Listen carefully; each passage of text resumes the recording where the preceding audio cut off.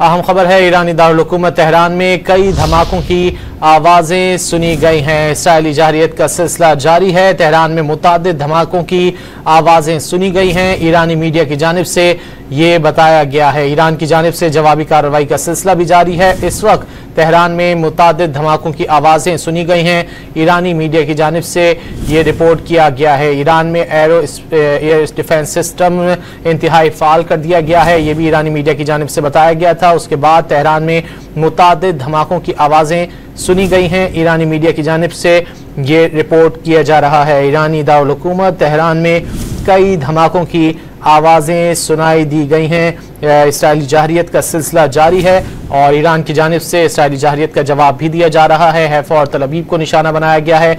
इस वक्त ये खबर सामने आ रही है ईरानी मीडिया की जानिब से कि तेहरान में मुतादिद धमाकों की आवाज़ें सुनी गई हैं। तेहरान में एयर डिफेंस सिस्टम भी फ़ाल कर दिया गया था। उसके बाद अब यह खबर सामने आ रही है कि ईरानी दारुल हुकूमत तेहरान में कई धमाकों की आवाज़ें सुनाई दी गई हैं। तेहरान में मुतादिद धमाकों की आवाज़ें सुनी गई हैं। ईरानी मीडिया की जानिब से रिपोर्ट किया गया है।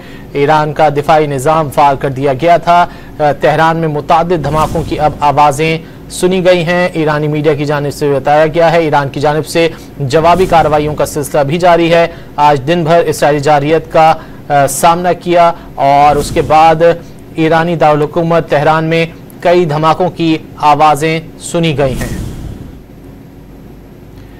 अमेरिकी सदर डोनाल्ड ट्रंप की जानिब से कहा गया था कि तेहरान खाली कर दें और अब तेहरान में मुतादिद धमाकों की आवाज़ें भी सुनी गई हैं। ईरानी मीडिया की जानिब से ये कहा गया है। अमेरिकी सदर की जानिब से अमेरिकी शहरियों को कहा गया था कि तेहरान से बाहर निकल जाएं और अब ये धमाकों की आवाज़ें सुनाई दे रही हैं ईरानी दारुल हुकूमत तेहरान में।